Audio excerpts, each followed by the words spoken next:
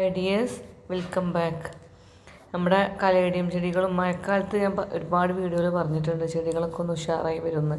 അതുപോലെ തന്നെ ഈ കലേഡിയൊക്കെ മഴക്കാലത്ത് ഭംഗിയാവുന്നതാണ് കേട്ടോ. അപ്പോൾ മഴക്കാലത്ത് നമ്മൾ കുറച്ച് വളമൊക്കെ ഇട്ട് കൊടുക്കുകയാണെങ്കിൽ നല്ല ഉഷാറിൽ കിട്ടും. പക്ഷേ ഇതിൻ്റെ കൂടെ എനിക്ക് കിട്ടിയൊരു സംഭവം എന്ന് പറഞ്ഞാൽ ഈ ചുമര് ഫുള്ള് ചളി തീർത്ത് വൃത്തികേടായിട്ടോ. ഞാൻ എൻ്റെ കലാത്തിയ പ്ലാന്റുകളൊക്കെ അവിടെയായിരുന്നു വെച്ചത്. അപ്പം ഇന്നലെ ഇതും ചേഞ്ച് ആക്കിയിട്ടുണ്ട്. കാരണം ആക്കല്ലാണ്ട് വേറെ നിവർത്തിയില്ല. അതിന് തലേദിവസം ഞാൻ തേച്ച് വൃത്തിയാക്കി കഴുകിയതായിരുന്നു. അവിടെ വീണ്ടും ഇതേപോലെ ഫുള്ള് ചളി തെറിച്ചു. അപ്പോൾ ഇതിന് സൈഡ് മാറ്റി. പിന്നെ നമുക്ക് കൊടുക്കാനുള്ള സംഭവങ്ങളാണ് ഈ ഒരു സിങ്കോണിയംസ് കേട്ടോ. സിങ്കോണിയംസിൻ്റെ ഒരു 4-5 വെറൈറ്റി എൻ്റെ കയ്യിലുണ്ട്. ഇത് കോംബോ ആയിട്ടാണ് കൊടുക്കുന്നത്. അപ്പം ഇങ്ങനെ കോംബോ കൊടുക്കുമ്പോൾ 200 രൂപ പ്ലസ് കൊറിയർ ചാർജാണ് കേട്ടോ പറയുന്നത്. ഞാൻ വാങ്ങാൻ ഉദ്ദേശിക്കുന്നത്. ഒരുപാട് തൈകൾ എൻ്റെ കയ്യിൽ അവൈലബിൾ ആണ്. താല്പര്യമുള്ളവർ മെസ്സേജ് അയക്കുക കേട്ടോ. കമൻറ്റിൽ മെസ്സേജ് ഇട്ട് കഴിഞ്ഞാൽ ഞാൻ ഫോൺ നമ്പർ തരുന്നതായിരിക്കും. കാരണം ഇതേപോലത്തെ ഒരു മോഡലുണ്ട്, ടൈപ്പ് ഓഫ് പ്ലാന്റ്. അതിൻ്റെ ഒരു എൻ്റെ ഭാഗം നീണ്ടിട്ട് ഇതൊക്കെ ഞാൻ പൈസ കൊടുത്ത് വാങ്ങിയതായിരുന്നു കേട്ടോ. നല്ലോണം ഉണ്ടാവും. പിന്നെ ഞാൻ വാങ്ങി വളർത്തിയ ചെടികളാണ്. ഇതേപോലെ ഒരുപാട് തൈകളായിട്ടുള്ളത്. നല്ല രീതിയിൽ നല്ല ബോർഡറിലൊക്കെ വെച്ച് വളർത്തുകയാണെങ്കിലും നമ്മൾ വെർട്ടിക്കൽ ഗാർഡനിൽ വെക്കുകയാണെങ്കിലൊക്കെ നല്ല ഭംഗി ഉണ്ടാവും കാണാൻ. ആവശ്യമുള്ള ആൾക്കാർ നമ്മളെ കമൻറ്റ് ബോക്സിൽ ഒന്ന് കമൻറ്റ് ചെയ്യുക കേട്ടോ. അന്നേരം ഞാൻ ഫോൺ നമ്പർ തരുന്നതായിരിക്കും. നല്ലത് ഒന്നിച്ച് പല കളർ ചെടികൾ ഒന്നിച്ച് നട്ടാൽ നല്ല ഭംഗിയുണ്ടാവും. പെട്ടെന്ന് അങ്ങനെ പരിചരണം കാര്യങ്ങളൊന്നും ഇല്ലാതെ തന്നെ വളർന്ന് കിട്ടും. ഇവർ ഷെയ്ഡിലാണ് ഇവർക്ക് കൂടുതൽ ഭംഗി ഉണ്ടാവും കേട്ടോ. വളർന്നാൽ നമ്മൾ തണലിൽ അധികം വെയിലില്ലാത്ത സ്ഥലത്ത് വെക്കുകയാണെങ്കിൽ നല്ല രീതിയിൽ വളരും. അപ്പം ഇന്നത്തെ മോർണിംഗിലെ പരിപാടികളാണ് കേട്ടോ ഇതൊക്കെ.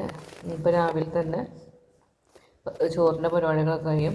അപ്പം ഇന്ന് മീൻകറി ഞാനെല്ലാ പണികളും എളുപ്പമുള്ള രീതിയിലാണ് കേട്ടോ ഉണ്ടാക്കുക. വേഗം ചെയ്ത് കഴിയാനുള്ള പരിപാടികളാണ് ഞാൻ നോക്കുക.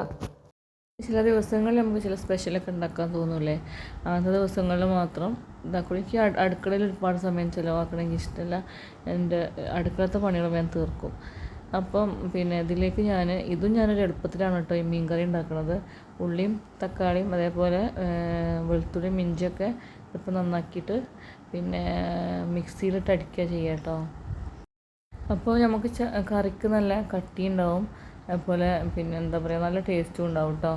നമ്മൾ ഈ ഉള്ളി വാട്ടി വെക്കുമ്പോൾ ചില സമയത്ത് ഉള്ളിയിൽ ഇങ്ങനെ കെടുക്കുമല്ലോ, അപ്പോൾ ആ ഒരു ഇതുണ്ടാവില്ല. അങ്ങനെ മിക്സിയിലിട്ട് അടിച്ച് വെച്ചാൽ ഞാനിങ്ങനെ തന്നെയാണ് ചെയ്യൽ കേട്ടോ. അതുപോലെ ചെയ്യാത്തവരുണ്ടെങ്കിൽ ഒന്ന് ട്രൈ ചെയ്ത് നോക്കുക കേട്ടോ. പിന്നെ എന്താ പറയുക, ടേസ്റ്റൊന്നും വ്യത്യാസമൊന്നും വരില്ല. നമ്മളൊന്നും ഒരേപോലെ വെക്കാതെ ഇടയ്ക്കൊന്ന് വെറൈറ്റിയൊക്കെ ഒന്ന് പിടിക്കുക. ചില സമയത്ത് ഞാനും വാട്ടിയൊക്കെ വെക്കലുണ്ട് കേട്ടോ. പക്ഷേ ഈ മീൻ കറികളൊക്കെ വെക്കുമ്പോൾ അധികം ഇതേപോലെ തന്നെ വെക്കുക. അങ്ങനെ ഇതേപോലെ അരച്ചിട്ടാണ് വെക്കൽ. എനിക്ക് ഇവിടെയുള്ള ഹസ്ബൻഡിനായാലും മക്കൾക്കായാലൊക്കെ ഈ ഒരു ഇതാണ് ഇഷ്ടം. മറ്റേത് ഉള്ളി തക്കാളി ഇങ്ങനെ വേറിട്ട് നിൽക്കുമ്പോൾ അത്ര താല്പര്യമില്ല. ഞാനൊരു കിച്ചൺ ടവൽ വെച്ചിട്ട് അപ്പം തുടച്ചെടുത്തിട്ട് ഉണക്കിയിട്ടാണ് കേട്ടോ ഞാൻ വെക്കുക. കാരണം എന്താ വെച്ചാൽ നമ്മൾ അത്രയും സമയം വീണ്ടും കത്തിക്കേണ്ടി വരും ഗ്യാസ് ഉണക്കി കൊടുക്കഴിഞ്ഞാൽ. പിന്നെ ഇതിലേക്ക് പിന്നെ വെളിച്ചെണ്ണ കേട്ടോ ഒഴിച്ച് കൊടുക്കുന്നത്.